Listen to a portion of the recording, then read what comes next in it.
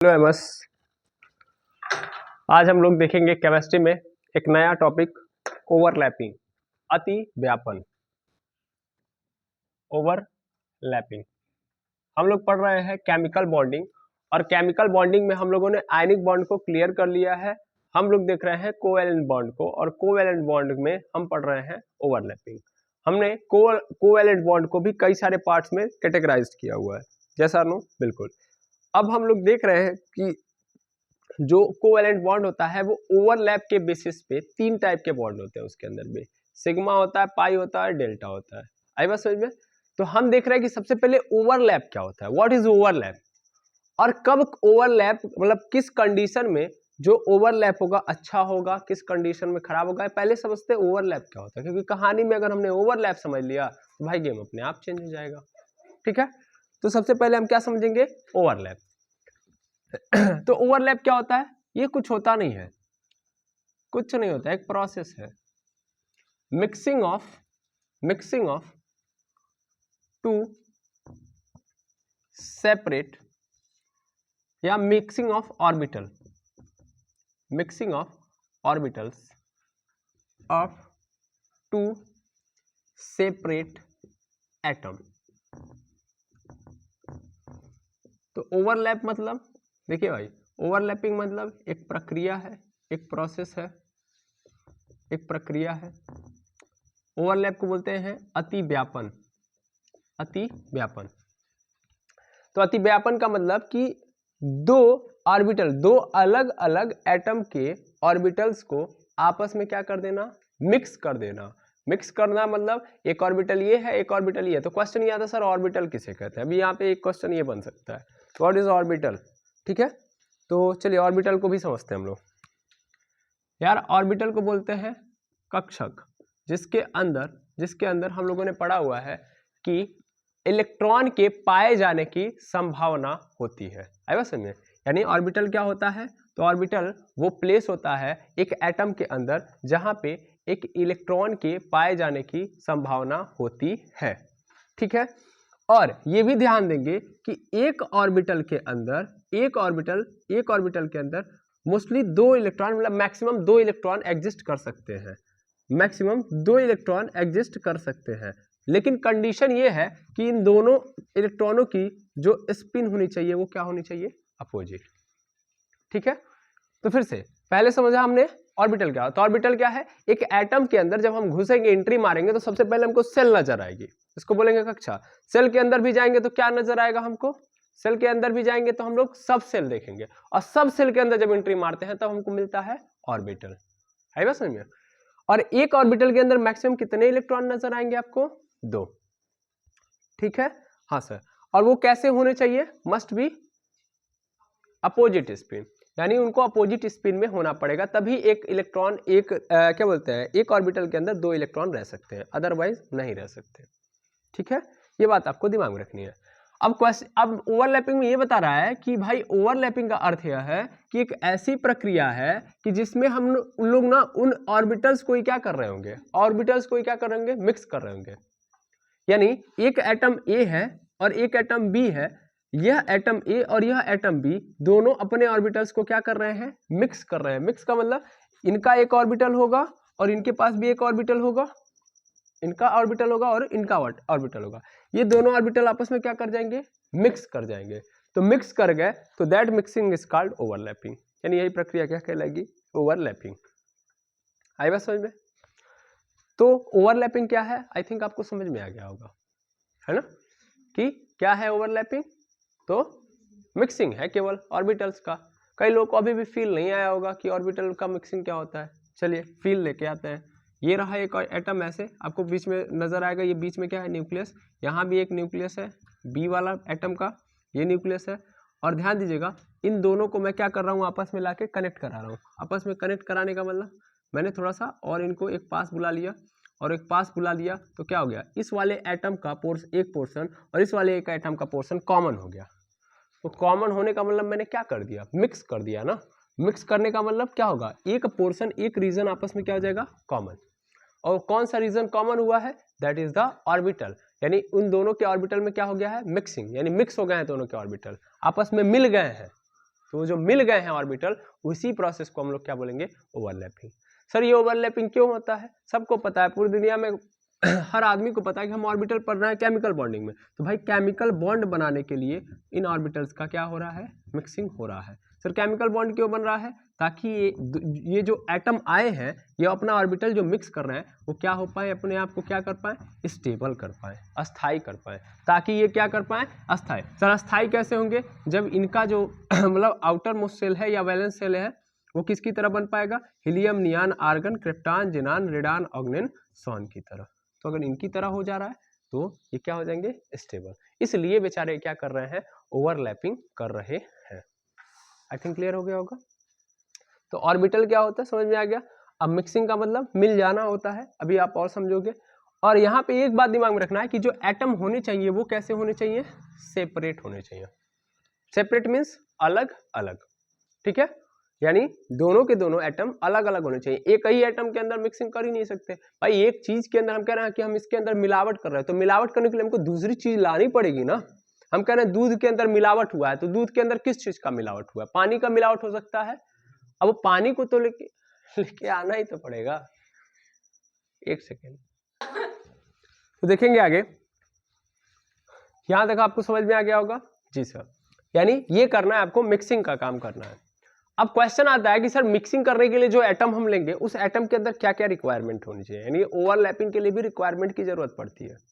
That means अगर आप चाहते हो कि एक ओवरलैपिंग हो, देखो यार एक चीज मैं पहले समझा दूं, अगर जितना अच्छा ओवरलैपिंग होगा, दैट मीन्स जितना ज्यादा मिक्सिंग होगा, एक एटम का ऑर्बिटल दूसरे एटम के अंदर जितना अच्छे से मिक्स हो पाएगा, उतना अच्छा बॉन्ड बना पाएगा, उतना तगड़ा बॉन्ड होगा, और उतना ही ज्यादा वो एटम क्या हो पाएगा, स्टेबल हो पाएगा। यानी उसका अस्थाई जो स्टेबिलिटी है, वो स्टेबिलिटी का जो फॉर्मेट है वो मैक्सिमम हो पाएगा।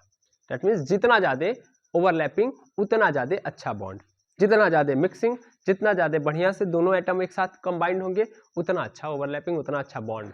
आई बात समझ में। तो कहानी ये बनती है कि भाई क्या रिक्वायरमेंट होनी चाहिए। मान लीजिए अब दो एटम ने तय कर लिया कि हम चलेंगे, करेंगे ओवरलैपिंग, ठीक है ना, वी वांट ओवरलैपिंग, तो क्या चाहिए उनको, चलिए देखते हैं हम लोग क्या कंडीशन है। तो सबसे मस्ट कंडीशन है कंडीशन फॉर ओवरलैपिंग। ओवरलैपिंग यानी ओवरलैपिंग के लिए जो कंडीशन होनी चाहिए उनको देखते हैं। तो सबसे पहला जो है वो ये है कि भैया जो पहली चीज आपको एक समझना पड़ेगा, ध्यान से समझना यार, एक एटम है और एक दूसरा वाला एटम है, ये दोनों क्या होना चाह रहे हैं, इन दोनों के ऑर्बिटल आपस में क्या होना चाह रहे हैं, मिक्स होना चाह रहे हैं। और अगर ये मिक्स होना चाह रहे हैं, दैट मीन्स इनके एटम के अंदर मिक्सिंग होगी। तो एक बात मैं पहले समझा दूं कि यार एक एटम बनता है, जैसे मान लो ये एटम है, तो इस एटम के बहुत सारी, मतलब इस न्यूक्लियस के बाहर देखोगे तो बहुत सारी क्या होती हैं, कक्षाएं होती हैं। ये रहा न्यूक्लियस, और इस न्यूक्लियस के चारों ओर बहुत सारी कक्षाएं हैं। इसमें जो सबसे बाहरी वाली कक्षा होती है, यानी सबसे बाहरी वाली कक्षा ये है, इस कक्षा के अंदर जो इलेक्ट्रॉन होता है, इस कक्षा के अंदर, मतलब ये जो है आपका सेल है, ये जो बाहरी वाली कक्षा यानी इसको बोलेंगे सेल, इसके अंदर पाया जाएगा सब सेल, और उस सब सेल के अंदर पाया जाएगा ऑर्बिटल। तो वो वाला जो ऑर्बिटल है वो मिक्स होगा, ये नहीं मिक्स होंगे। नहीं समझे सर। मतलब ऑलवेज बॉन्डिंग जब होती है, तो बॉन्डिंग बनाने के लिए कौन से इलेक्ट्रॉन आते हैं, यानी कौन से इलेक्ट्रॉन आते हैं, तो इसको भी समझ लीजिएगा। कौन से इलेक्ट्रॉन आएंगे, वैलेंस सेल के इलेक्ट्रॉन आते हैं, यानी वैलेंस सेल के इलेक्ट्रॉन ही आएंगे मिक्स होने के लिए। यानी एक ऑर्बिटल, मतलब जो ऑर्बिटल की हम बात कर रहे हैं, वो ऑर्बिटल किस सेल का होगा, सर वैलेंस सेल का। वैलेंस मतलब बाहरी, सबसे बाहरी वाली कक्षा। सबसे बाहरी वाली कक्षा कौन सी है, अगर देखा जाए तो 1 2 3, तो तीसरा वाला कक्षा बाहरी है ना, इसका मतलब इसी के इलेक्ट्रॉन मिक्स होंगे आपस में, ठीक है ना। अब इसमें भी ये बोल दिया गया है कि भाई तुम दो एटम को कर रहे हो, तो दोनों एटम के बाहरी कक्षाओं के जो इलेक्ट्रॉन होने चाहिए, यानी बाहरी कक्षाओं के ऑर्बिटल में जो इलेक्ट्रॉन होंगे, तो एक के अंदर अगर ऊपर की ओर क्या कर रहा है, स्पिन कर रहा है, तो दूसरे के अंदर कैसा होना चाहिए, नीचे की ओर स्पिन करने वाला होना चाहिए, ठीक है। इसका मतलब उसने आपको ये बोल दिया कि अपोजिट स्पिन में होने का मतलब कि उनके पास एक अनपेयर्ड इलेक्ट्रॉन होना चाहिए, तभी तो हो पाएगा ऐसे। नहीं समझे सर। मतलब मान लो यार कि यहाँ पे देखना एक ऑर्बिटल है, ये मान लेता हूँ एटम ए का के वैलेंस शेल के अंदर ऑर्बिटल जो है उसके अंदर एक इलेक्ट्रॉन है, ये ऐसे स्पिन कर रहा है। बी सेल है, मतलब बी एटम के सेल की अगर मैं बात करूं, वैलेंस सेल की बात करूं, तो इसके अंदर इस तरीके से, यानी कैसे है, वो डाउनवर्ड स्पिन कर रहा है और ये अपरवर्ड स्पिन कर रहा है। ओके, अब इनको अगर मैं मिक्स करूंगा तो मिक्स करने के बाद ये कुछ इस तरीके से एग्जिस्ट करेंगे कि नहीं करेंगे, है ना, दोनों मिल जाएंगे, ये इलेक्ट्रॉन और ये इलेक्ट्रॉन एक साथ एक ऑर्बिटल में आ जाएंगे, एक ऑर्बिटल इन दोनों का हो जाएगा और दोनों इस तरीके से एग्जिस्ट करेंगे। क्या ये एग्जिस्टेंस सही है? बिल्कुल सर, इसी तरीके से तो इलेक्ट्रॉन रहते हैं। एक ऑर्बिटल के अंदर दो इलेक्ट्रॉन तभी रह सकते हैं जब एक अपर वाला होगा और एक लोअर वाला। अगर ऐसा नहीं हो रहा है तो नहीं रह सकते, ऐसा कभी भी एग्जिस्टेंस में है ही नहीं, मतलब ये भी ऊपर हो ये भी ऊपर हो, तो दोनों अगर ऊपर है तो इस कंडीशन में ये नहीं रह सकते, एग्जिस्ट नहीं कर सकते। इसको हम लोगों ने एटॉमिक स्ट्रक्चर के अंदर समझा है, क्यों आखिर, ठीक है। या ना ही अपर वर्ड और ना ही लोअर वर्ड, ऐसा भी नहीं है कि लोअर वाले में रह लेंगे, ऐसे भी नहीं रह सकते, दैट इज नॉट पॉसिबल। रहेंगे तो ऑलवेज इसी तरीके से। तो इसका मतलब हमेशा जो इलेक्ट्रॉन, जिस एटम की हम बात कर रहे हैं, तो इन दोनों एटम के अंदर जो इलेक्ट्रॉन होने चाहिए वैलेंस शेल के अंदर, वो अपोजिट स्पिन वाले होने चाहिए। और जब मैंने अपोजिट स्पिन बोला तो मैंने एक बात वहीं भी बोल दी कि अनपेयर्ड भी होने चाहिए। मतलब एक मान लो मिक्स कर रहा हूं, वही एक एटम ए है और दूसरा वाला एटम बी है। एटम ए के अगर मैं ऑर्बिटल की बात करूं तो उसके अंदर क्या है, उसके अंदर दो इलेक्ट्रॉन है और इसके अंदर क्या है, एक इलेक्ट्रॉन है। अब इनकी मिक्सिंग हो पाएगी? अगर मैं इन दोनों ऑर्बिटल को मिला दूं, सर दोनों ऑर्बिटल को आप मिलाओगे, दोनों ऑर्बिटल को मिलाने का मतलब एक ऑर्बिटल के अंदर कितने इलेक्ट्रॉन रह सकते हैं? दो ही रह सकते हैं मैक्सिमम। यहाँ तो कितने इलेक्ट्रॉन है? 3। कहाँ से एग्जिस्ट करवा पाऊंगा मैं? पॉसिबल है नहीं। तो यहाँ पे दो बातें आई थिंक आपको समझ में आ रही होंगी। पहली कंडीशन क्या है कि जिस एटम के अंदर मिक्सिंग करवा रहे हो, मतलब जो जिन एटम्स का आपस में मिक्सिंग करवा रहे हो, उनके वैलेंस शेल के जो ऑर्बिटल हैं जिनका मिक्सिंग हो रहा है, वो अनपेयर्ड होने चाहिए और अपोजिट स्पिन के होने चाहिए। अगर ऐसा नहीं है तो ओवरलैपिंग नहीं होगा। ओवरलैपिंग के लिए कंडीशन बता रहा हूं, क्या क्या कंडीशंस हैं ओवरलैपिंग के लिए, ठीक है। तो पहले दोनों कंडीशन समझ में आ गया, उन दोनों बातों को लिख दिया जाए, है ना, बिल्कुल। तो पहले मैं इसको मिटा के वहां पे लिख दे रहा हूं दोनों बातों को कि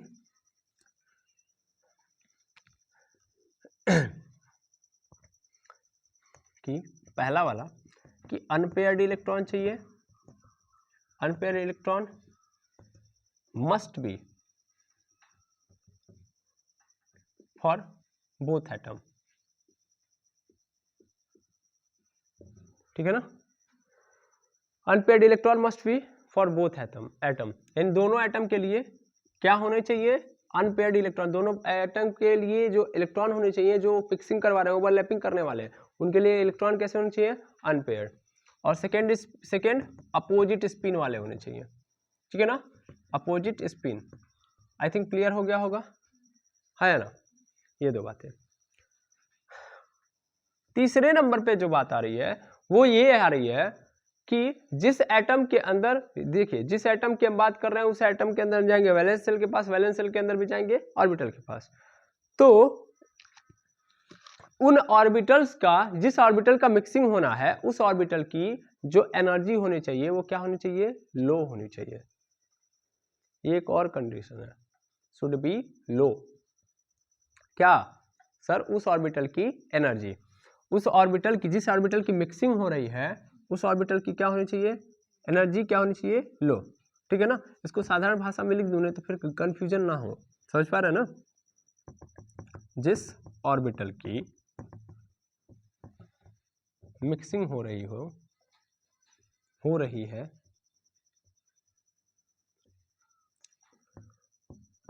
उसकी एनर्जी क्या होनी चाहिए, लो होनी चाहिए, लो होनी चाहिए। सर क्यों लो होनी चाहिए? आपको पता है कि अगर बहुत ज़्यादा एनर्जी रहेगी, ध्यान से समझिएगा, हम लोगों ने पहले ही एक ग्राफ पढ़ा था कि जब एक एटम आपस में कंबाइंड करते हैं एक एटम मतलब दो एटम आपस में कंबाइंड करते हैं, तो कंबाइंड करने के बाद इनकी मैक्सिमम एनर्जी रहती है और मैक्सिमम एनर्जी फिर क्या हो जाती है, धीरे धीरे लो हो जाती है ना। ऐसे कुछ ग्राफ पढ़ा था हम लोगों ने पोटेंशियल एनर्जी का, और यहाँ पे ग्राफ था डिस्टेंस का, डिस्टेंस घटा रहे हैं तो पोटेंशियल एनर्जी क्या हो रही है, कम हो रही है। आएगा समझ में? इसका मतलब एनर्जी कम हो जाती है जब वो क्या करते हैं, आपस में मिक्स कर रहे हैं। एक बात बताइए, बहुत ज़्यादा अगर आप पहले ही देख ले रहे हो कि बहुत ज़्यादा एनर्जी लेके बैठा है तो क्या मिक्सिंग हो पाएगा? भाई हम क्या चाहते हैं, हम चाहते हैं कि एनर्जी क्या होनी चाहिए, मिनिमाइज करना है ना हमको। यहाँ पे ज़्यादा एनर्जी रहेगी तो इसका मतलब होगा क्यों नहीं, अच्छा नहीं होगा। समझ पा रहे हैं? एक चीज। दूसरा चीज अभी और क्रिस्टल क्लियर करवा रहा हूं, टेंशन मत लीजिएगा। दूसरा चीज देखोगे तो वो ये चीज है कि energy gap of both atoms orbital should be low. जगह कम थी इसलिए इंग्लिश में लिख दिया। एनर्जी गैप दोनों एटम्स के ऑर्बिटल्स की क्या होनी चाहिए, लो होनी चाहिए। अब सर नहीं समझ पा रहे हैं, यहाँ से थोड़ा सा टफ हो रहा है, नहीं हो रहा है टफ, टेंशन मत लीजिए। ध्यान से देखिएगा, मान लीजिए मैं 1s का और 2s का आपस में क्या कर रहा हूँ, कॉम्बिनेशन करवा रहा हूँ, यानी मिक्सिंग करवा रहा हूँ 1s और 2s। आपको पता है 1s और 2s क्या है? Sir yes I know that. 1s भी क्या है आपका, ऑर्बिटल है, 2s भी क्या है आपका, ऑर्बिटल है, हाँ या ना? ठीक है। अच्छा उसी तरीके से आओ 2s और 2s प्लस 3s का करवा रहा हूँ मैं, ठीक है। 1s और 3s का करवा रहा हूँ मैं, ठीक है, यानी इनका कंबाइंड करवा रहा हूँ। कहाँ पे अच्छी ओवरलैपिंग होगी, जहाँ पे एनर्जी गैप क्या होगा, कम होगा। एनर्जी गैप कम होने का अर्थ क्या है कि एक एटम और ये दूसरा एटम है, मान लो एक एटम का मैं क्या ले रहा हूँ, एक ऑर्बिटल ले रहा हूँ, ऐसे समझो। अभी इसको मैं यहाँ से समझा रहा हूँ, मिटा रहा हूँ इसको, यहाँ पे समझना। मान लो ये रहा एक एटम, ये रहा दूसरा एटम, ये यहाँ पे बहुत सारे मैंने कक्षाएं बना ली, यहाँ भी मैंने बहुत सारी कक्षाएं बना ली, ठीक है। अब समझना क्या होगा, मान लो ये रहा न्यूक्लियस, ये न्यूक्लियस के नजदीक पे है इलेक्ट्रॉन, ये बाहर है इलेक्ट्रॉन, ठीक है। अब मैं मिक्स करवा रहा हूँ, अब मैं क्या करवा रहा हूँ, मिक्स करवा रहा हूँ। अब मैं मिक्स करवा रहा हूँ, इसको इसके पास लेके जा रहा हूँ, यानी इस ऑर्बिटल का इस ऑर्बिटल के साथ मिक्सिंग करवा रहा हूँ। अब जब मैं मिक्सिंग करवाऊंगा तो एक बात बताओ, क्या ये वाला इलेक्ट्रॉन इसके साथ अच्छे से मिक्स हो पाएगा? सर ये इलेक्ट्रॉन इसलिए नहीं मिक्स हो पाएगा, इसका कारण है, देखो यार ये थोड़ा सा दूर होने के कारण ये बेघर हो चुका है। आया समझ में? ये क्या हो चुका है, बेघर का मतलब यार इसके ऊपर न्यूक्लियस का कंट्रोल कम है, जबकि यहाँ पे न्यूक्लियस का कंट्रोल क्या है, ज्यादा है, ठीक है ना। अब इसको इसके अंदर एंट्री मरवाने के लिए इसको बहुत आगे अंदर जाना पड़ेगा। ऐसे भी समझ लो, एक न्यूक्लियस है ना, यहाँ पे ध्यान से समझना, ये वाला न्यूक्लियस यहाँ पे मतलब ये वाला कक्षा यहाँ पे एकदम सटे हुए न्यूक्लियस के, और ये वाला कक्षा क्या है, न्यूक्लियस से बाहर है। तो अगर मान लो सपोज कर लो ये बाहर होता है ये वाला भी इलेक्ट्रॉन, तो कितना इजी होता, इस वाले को यहाँ पे लेके आता, बस थोड़ा सा कनेक्ट करता और तुरंत क्या हो जाता है, ये दोनों आपस में मिक्स कर जाते हैं, थोड़ा सा कनेक्ट करना पड़ता। आपको मैं शुरुआत में सिखाया हूँ कि देखो यार इलेक्ट्रॉन इलेक्ट्रॉन के बीच में रिपल्सन होता है, न्यूक्लियस न्यूक्लियस के बीच में भी रिपल्सन होता है। इसका न्यूक्लियस इस वाले इलेक्ट्रॉन को खींच रहा होगा और इसका न्यूक्लियस इस वाले इलेक्ट्रॉन को खींच रहा होगा, ये सब आप जानते हो, है ना। अब एक बात बताओ, अगर ये एक पास आ रहा है तो इलेक्ट्रॉन इलेक्ट्रॉन के बीच में रिपल्सन हो रहा है, अभी मैं जनरली बात कर रहा हूँ, ये रिपल्सन हो रहा है, लेकिन हम अगर इसके रिपल्सन को झेल लें ठीक है, लेकिन अगर न्यूक्लियस का भी उसी समय रिपल्सन होने लगे तब ज्यादा दिक्कत क्रिएट होगी। एक बार में एक लोग ढकेल रहे हैं और एक ही साथ 4 लोग ढकेलने लगे, तब 4 लोग ढकेलेंगे तो ज्यादा फोर्स, तब ज्यादा ढकेलाएगा आदमी, है कि नहीं है। ऐसे ही सिंपल है, यहाँ पे केवल इलेक्ट्रॉन एक दूसरे पे क्या कर रहे होंगे, अपोजिट फोर्स लगा रहे हैं, लेकिन फिर जब बात आ जाएगी न्यूक्लियस के, हम इतना अंदर घुस जाएंगे कि न्यूक्लियस भी अब फोर्स लगाने लगा तो मिक्सिंग हो ही नहीं पाएगी। ऑलरेडी इलेक्ट्रॉन दूर भगा रहा है उसको, अभी कौन भगाने लगा इसके साथ साथ, न्यूक्लियस भी। और ये कैसे पता है, एक बात समझो, एनर्जी गैप जब ज्यादा दूर रहेगा, मतलब ज्यादा अगर ऐसा रहेगा कि एक एटम जो है, एक एटम यहाँ पे ऐसे समझो, यहाँ का जो इलेक्ट्रॉन है वो अपने घर का मतलब ऐसे एकदम छोटा वाला लड़का है, और इधर वाला जो है, इधर वाला क्या है, बड़ा लड़का है, दोनों की अलग अलग रिस्पॉन्सिबिलिटी है, दोनों एक साथ मिलकर कैसे काम कर पाएंगे जीवन में, है ना भाई छोटे वाले लड़के के ऊपर कोई जिम्मेदारी नहीं, इधर बड़े वाले लड़के के ऊपर बहुत सारी जिम्मेदारी है। वो अपने जीवन को कुछ अलग तरीके से जीता है, वो अपने जीवन को कुछ अलग तरीके से जीता है कि नहीं है? उसको सब कुछ देखना है, इसको कुछ नहीं देखना है, तो प्रॉब्लम क्रिएट हो जाएगी ना। समझ पा रहे हैं, हाँ या ना? तो एनर्जी गैप जो है बोथ एटम्स के ऑर्बिटल का वो क्या होना चाहिए? लो। और यही कारण था मैंने यहाँ पे लिखा है कि यहाँ पे उसकी एनर्जी जिस ऑर्बिटल की हम मिक्सिंग कर रहे हैं वो भी क्या होना चाहिए? लो, ताकि इजीली इलेक्ट्रॉन मूव कर पाए इस वाले एटम से या इस वाले ऑर्बिटल को छोड़ के उस वाले ऑर्बिटल में जा पाए। नहीं समझ में आया सर? यार देखो, इलेक्ट्रॉन ना भाग पाएगा, इलेक्ट्रॉन जाना चाहता है, इलेक्ट्रॉन लो से जाना चाहता है हाई में, जाना चाहता है ना, आपको पता है यार। सपोज कर लो ये लो से हाई में जाना चाहता है, लेकिन अग आप जैसे समझो, ऐसे समझो, अभी और थोड़ा समझाऊं मैं। यहाँ पे देखो 1s 2s लिखा है, 2s 3s लिखा है, 1s 3s लिखा है। अगर मैं यहाँ पे बनाऊं तो पहला बनेगा 1s बनेगा, फिर दूसरा वाला 2s बनेगा, 2s बनेगा, फिर 2p बनेगा, फिर 3s बन जाएगा, है कि नहीं है? फिर 3p बन जाएगा। ये क्या कर रहा है? 1s से 2s में कूद रहा है, यानी 1s से यहाँ पे जा रहा है, यहाँ पे 2s से 3s में जा रहा है, यानी यहाँ पे क्या हो जा रहा है? 2s से 3s में जा रहा है ना? फिर यहाँ पे 1s से 3s में जा रहा है, यानी 1s से कहाँ पे जा रहा है? 3s में। सबसे ज़्यादा कहाँ पे गैप ज़्यादा है? 1s से 3s पे, तो एनर्जी गैप ज़्यादा है ना यहाँ पे। तो यहाँ पे ऑर्बिटल अच्छा खासा ओवरलैप नहीं कर पाएगा। क्यों नहीं कर पाएगा? समझ में आ रहा है ना? क्योंकि इस पे न्यूक्लियस भी इसको ढकेल रहा है। वैसे में एनर्जी का गैप क्या हो गया? ज़्यादा। एनर्जी गैप का मतलब ज़्यादा होने का मतलब समझ पा रहे हैं ना? वो बॉन्ड बहुत अच्छा वाला नहीं हो पाएगा। क्या मेरी बात समझ पा रहे हैं भाई? ये वाले ऑर्बिटल को, यानी इस वाले एटम को ज़्यादा ही अंदर घुसना पड़ा, मतलब 3s वाला जो ऑर्बिटल है वो ज़्यादा ही अंदर घुसाया इसके, तो क्या करेगा? न्यूक्लियस भी उसके ऊपर रिपल्सिव फोर्स अप्लाई करने लगेगा। आपको ये भी पढ़ाया आपने उस ग्राफ के अंदर कि जब हम एक लिमिट के बाद इतना अंदर आ जाते हैं कि अब हम और पास आएंगे तो फिर दूर जाने लगेंगे, है वैसे में, ड्यू टू रिपल्सन फोर्स। एक लिमिट होती है पास होने की भी, है ना?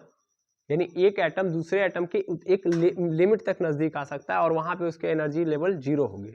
अगर बहुत ज्यादा पास आ गए तो फिर हाँ, फिर एकदम दूर। आएगा समझ में? तो ये कहानी बनती है। आई थिंक क्लियर हो गया होगा, है ना? ये 1 2 3 4 4 कंडीशन है। इन चारों कंडीशन में से लास्ट के जो 2 कंडीशन है ये बताएंगे strength of overlapping, strength of overlapping. यहाँ पे ये कहीं नहीं किया कहा गया है कि ऐसा नहीं है कि नहीं होगा, होगा लेकिन अच्छा वाला नहीं होगा। अगर एनर्जी लेवल थोड़ा हाई है तो होगा लेकिन अच्छा नहीं होगा, यानी स्ट्रेंथ अच्छी नहीं होगी। समझ पा रहे हैं? और चौथा वाला ये भी, चौथा वाला तीसरा वाला दोनों यही बता रहे हैं, होगा दोनों कंडीशन में। थोड़ा अगर ज्यादा है शुड बी लो, यानी शुड बी हाई हो जाता है थोड़ा सा, शुड बी लो ऑलवेज, लेकिन थोड़ा हाई है तो इसका मतलब नहीं काम होगा, होगा लेकिन अच्छा नहीं होगा। समझ पा रहे हैं ना? अब अनपेयर्ड मस्ट भी क्या बोलते हैं, अनपेयर्ड इलेक्ट्रॉन होने चाहिए। अगर पेयर रहेंगे तो चल जाएगा, थोड़ा सा भी नहीं चलेगा, यानी ये होना ही चाहिए, ये दोनों होना ही चाहिए, ये रिक्वायरमेंट है। असली में रिक्वायरमेंट क्या है? ये दोनों, और ये दोनों क्या बताए रहेंगे? स्ट्रेंथ की ओवरलैपिंग कैसी हुई है। तो आई थिंक समझ में आ गया होगा। 4 कंडीशन मैंने बताया, चारों कंडीशन आप हमको रिकॉग्नाइज कर सकते हैं कि अनपेयर्ड इलेक्ट्रॉन होना चाहिए, अनपेयर्ड इलेक्ट्रॉन के साथ उनकी जो स्पिन होनी चाहिए वो कैसी होनी चाहिए? अपोजिट होनी चाहिए। और एनर्जी लेवल जो होना चाहिए, एनर्जी गैप जो होना चाहिए वो क्या होना चाहिए? लो होना चाहिए। और ऑर्बिटल्स की जो एनर्जी होनी चाहिए वो भी क्या होनी चाहिए? लो होनी चाहिए। ये 4 कंडीशन आपको याद रखने, तब जाके क्या होगी? ओवरलैपिंग होगी। ठीक है ना? ओवरलैपिंग भी कई सारे प्रकार की होती है। फिलहाल में आप इसको क्या करेंगे? नोट डाउन करेंगे, फिर उसके आगे मैं बता रहा हूँ। चलिए तो आगे देखेंगे। तो हम ये जानेंगे कि और क्या क्या प्रॉपर्टीज हैं ओवरलैपिंग के अंदर। तो यार मैंने अभी जस्ट बताया कि जितना ज्यादा ओवरलैपिंग उतना ज्यादा अच्छा बॉन्ड। तो इसका मतलब extent of overlapping, extent of overlapping decides the strength of को बॉन्ड। को मतलब समझ पा रहे होंगे, कोवैलेंट बॉन्ड है बस। समझे? को से कोऑर्डिनेट भी हो सकता है, लेकिन यहाँ पे वैलेंट है तो CO भी डाल दे रहे हैं, बस ID कोई नहीं लगाएगा, नहीं तो कोविड हो जाएगा वो। ठीक है? तो एक्सटेंट ऑफ ओवरलैपिंग यानी जितना ज्यादा ओवरलैपिंग उतना ज़्यादा कोवैलेंट अच्छा वाला बॉन्ड होगा, यानी उसकी स्ट्रेंथ को डिसाइड कर रहा होगा। यानी इन जनरली हम ये कह रहे हैं कि भैया ज़्यादा अगर ओवरलैपिंग हो रही है, यानी कोई ऑर्बिटल का मिक्सिंग ज़्यादा हो रहा है, तो इसका मतलब ओवरलैपिंग क्या बोलते हैं, वो जो बॉन्ड बन रहा है यानी बॉन्ड का फॉर्मेशन हो रहा है, कोवैलेंट बॉन्ड जो बन रहा है वो बड़ा अच्छा वाला बन रहा है।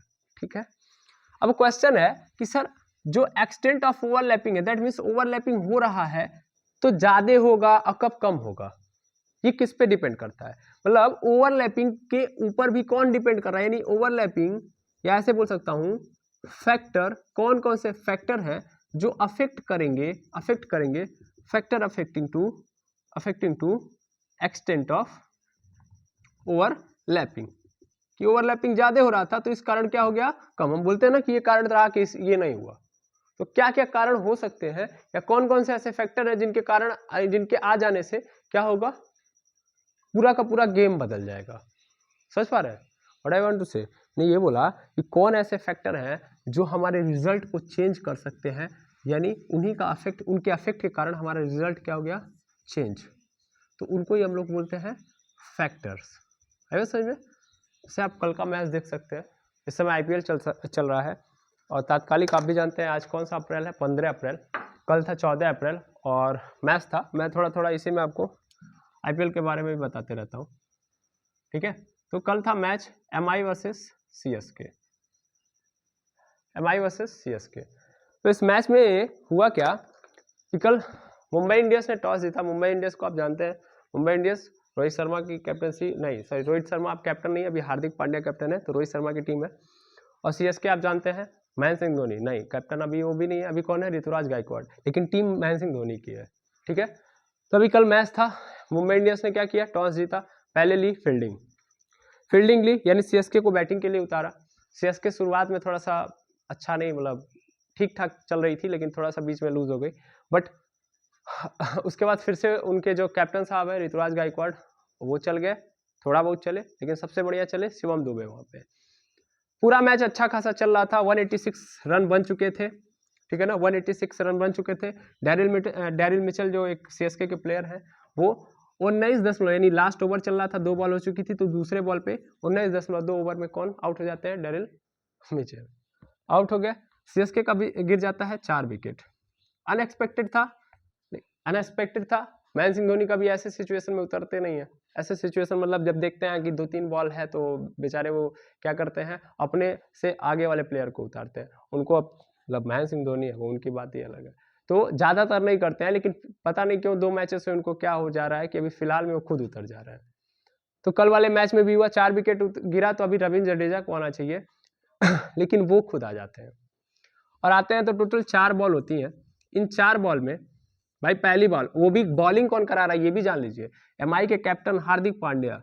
ये हार्दिक पांड्या है जो मैच शुरू होने से पहले गले मिलते हैं, और हार्दिक पांड्या ने बोला हुआ है कि मैं अगर गुजरात टाइटंस, जब पिछले साल की मैं बात कर रहा हूँ, पिछले साल गुजरात टाइटंस फाइनल खेली थी सीएसके के साथ, और उस दौरान हार्दिक पांड्या कैप्टन थे गुजरात टाइटंस के, और फाइनल में जब गुजरात टाइटंस हार जाती है सीएसके के खिलाफ, तो हार्दिक पांड्या आके कमेंट करते हैं, जब कमेंट्री बॉक्स में उनसे पूछा गया तो बोलते हैं कि हम धोनी के, अगर मैं धोनी के आगे सामने हारा हूँ तो मुझे कोई अफसोस नहीं है।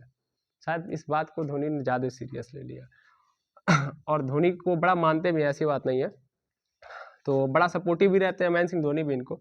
लेकिन लास्ट के 4 बॉल में महेंद्र सिंह धोनी ने वो किया कि इससे बेचारे हार्दिक पांड्या का कैप्टनसी और करियर थोड़ा सा दांव पे लग चुका है।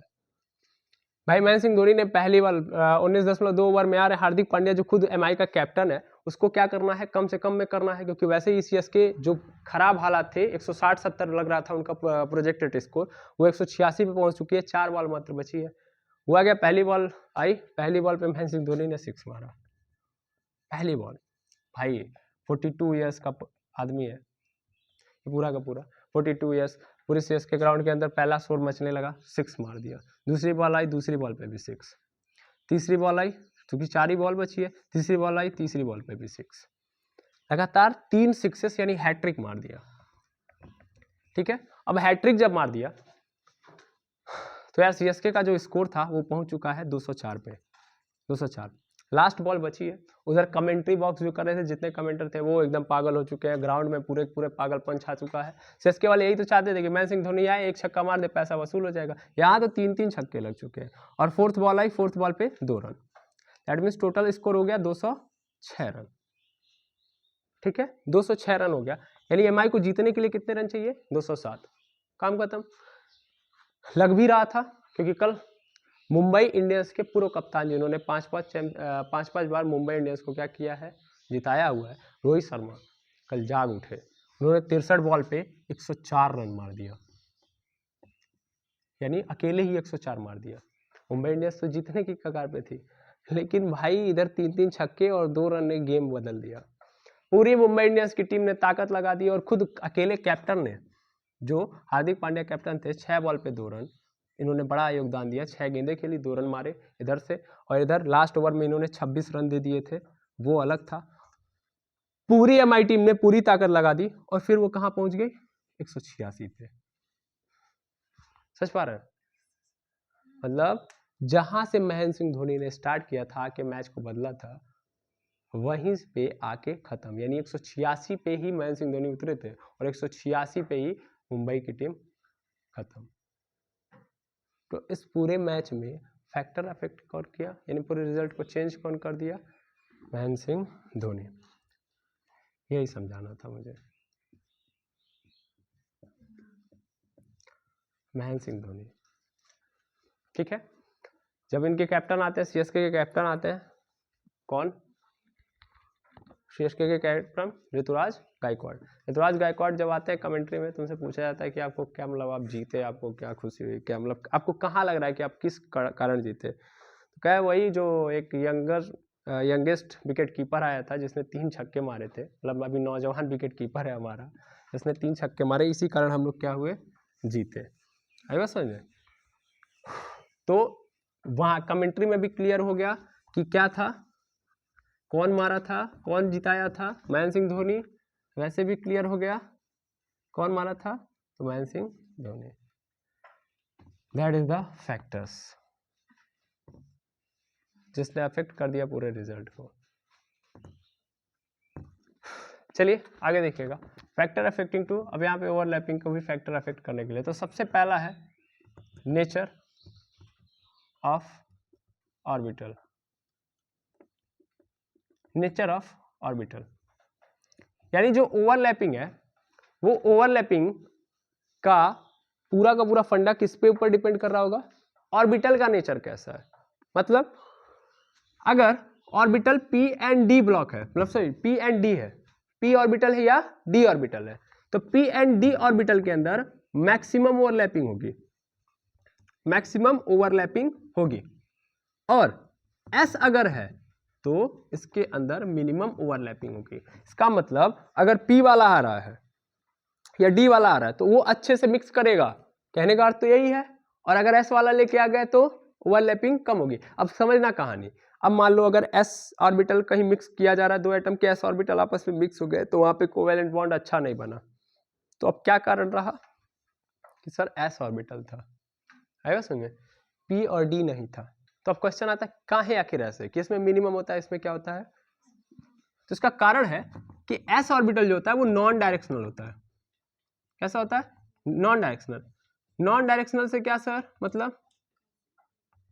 नॉन डायरेक्शनल से मतलब क्या? और ये होता है जो डायरेक्शनल होता है, ये डायरेक्शनल होता है। इसका भी मतलब समझा रहा हूं सर, डायरेक्शनल और नॉन डायरेक्शनल से क्या मतलब है। देखो यार, P है तो P को आपने, P का शेप देखा है आपने, P कैसा होता है? डंबल। है बस सही में, P कैसा होता है? डंबल वाला शेप में होता है, मतलब डंबल शेप में होता है, ऐसे या ऐसे या ऐसे, कुछ भी शेप ऐसे होता है। जबकि D वाले का भी देखोगे तो D वाले का कैसा होता है? डबल, मतलब द्विडंबल हो जाता है, द्विडंबल उसको बोलते हैं। तो ऐसे भी होता है और फिर इधर से भी निकल के आ जाता है, ऐसे ही तो होता है, 4 ठो नजर आ रहे होते हैं। तो ये D वाला है और ये क्या है? P वाला। S का देखोगे तो कैसा होता है? सर्कल। अब अगर मान लो एक ऑर्बिटल मिक्स करना चाहता है, ऐसे समझना, एक ऑर्बिटल मिक्स करना चाहता है S वाले के साथ, तो यार S वाले के साथ इधर से कर ले, इधर से कर ले, इधर से कर ले, इधर से कर ले, इधर से कर ले, कहीं से भी मिक्स हो सकता है। पहले डायरेक्शनल का कंडीशन समझा रहा हूं। फिर अभी आप स्ट्रेंथ समझ जाओगे। और इन वाले में जब बनना है, यानी इसके साथ ये बनना चाहता है, इसके साथ ये बनना चाहता है, तो भाई यहीं से बन सकता है, या तो इस इंड से या तो इस इंड से, यानी या तो इंड से बन सकता है, या तो यहाँ भी 4 पोर्शन दिए गए, यानी इनके पास एक फिक्स डायरेक्शन है जहां से आप क्या कर सकते हो, ओवरलैपिंग कर सकते हो। जबकि एस वाले में फिक्स नहीं है, कहीं से भी कर सकते हो, है ना, कहीं से भी चाहेगा तो दूसरा वाला आइटम घुस के एंट्री मार सकता है, लेकिन इसमें एक फिक्स है कि या तो इधर से, या तो इधर से, या तो इधर से, या तो इधर से। समझ पा रहे हैं? क्लियर? ठीक, अब इसका मतलब यहां पे समझ में आ गया आपको, ठीक है। अब आगे देखेंगे। अब एक क्वेश्चन ये था कि सर इसमें मैक्सिमम क्यों होता है ओवरलैपिंग, इसमें मिनिमम होता है। इसका कारण ये है कि यार देखो, अगर मैं एक इस ऑर्बिटल की जगह पे देखो, यहाँ पे क्या है, बंधने का पूरा पोर्शन दिया गया है। मतलब यहाँ पे जैसे समझो तुम, एक गोलाकार चीज है, एक गोलाकार है और एक दूसरा वाला भी गोलाकार है, उन दोनों को आपस में बांध दे रहे हैं, क्या वो दोनों एक साथ आपस में फिक्स हो पाएंगे? नहीं हो पाएंगे, सरक जाएंगे ना, स्लिप कर जाएंगे। लेकिन जब ऐसे इनके अंदर क्या दिया गया होगा, पोर्शन दिया गया होगा बांधने वाला, जब मैं इसके ऊपर ला के रखूंगा और यहाँ पे बीच में पोर्शन है बांधने वाला पूरा अच्छा खासा, यहाँ पे रख के मैं क्या कर दूंगा, बांध दूंगा। तो इनमें बंधने वाला क्या है, ऑप्शन है, अच्छे तरीके से क्या हो पाएंगे, है बस में। यानी जब भी क्या हमारे पास होगा, एंकल होगा बांधने वाला, या आप ऐसे बोल सकते हो इंटरलॉकिंग का सिस्टम होगा। तो इनके अंदर इंटरलॉकिंग वाला सिस्टम है, इसमें कोई भी अगर ऑर्बिटल आ रहा है तो इंटरलॉक हो सकता है, इंटरलॉक हो का मतलब आपस में बन सकता है, और अगर बन सकता है तो इसका मतलब ओवरलैपिंग अच्छी होगी, स्ट्रेंथ तब ज्यादा देर तक टिका रहेगा। और इस वाले में क्या सरक जाएगा ना, स्लिप कर जाएगा, तो क्या अच्छे तरीके से ये बहुत देर तक ऐसे रह सकता है, नहीं, सरक जाएगा। जबकि इस वाले में क्या है, अच्छे तरीके से ऐसे फिक्स होने की प्रोबेबिलिटी नजर आ रही है, क्योंकि इंटरलॉकिंग का सिस्टम है इनके अंदर। समझ पा रहे हैं ना? तो इसलिए पी और डी में क्या होता है, मैक्सिमम होता है, जबकि एस के अंदर क्या होता है, मिनिमम होता है। तो पहला फैक्टर अफेक्टिंग ये रहेगा, ये पहला नेचर जो होगा यहाँ पे, मैं यहाँ पे फैक्टर अफेक्टिंग की जगह पे ये भी लिख सकता हूँ, nature of extent of overlapping. तो ये भी मतलब यही है, ठीक है ना, ये कौन चेंज ला सकता है। ओके, पहला तो ये कारण हो गया। दूसरा कारण है नेचर ऑफ ओवरलैपिंग के अंदर, ये तो नेचर ऑफ ऑर्बिटल, और दूसरा कारण होगा nature of overlapping, that means किस टाइप का ओवरलैपिंग हो रहा है, क्योंकि ओवरलैपिंग भी 2 टाइप के होते हैं, ठीक है। ओवरलैपिंग भी कैसा होगा, 2 टाइप का, हेड टू हेड होता है या इंड टू इंड होता है, आई बस समझ में, या तो साइड वे बोलते हैं या लेटरल ओवरलैपिंग।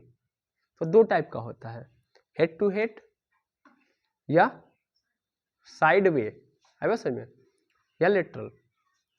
2 होते हैं टाइप, हेड टू हेड या इन टू इंड, साइड वे या लेटरल। तो 2 तरीके के ओवरलैपिंग के अनुसार ही चलता है। यानी यहाँ पे मैं लिख सकता हूँ दूसरे कंडीशन में नेचर ऑफ ओवरलैपिंग।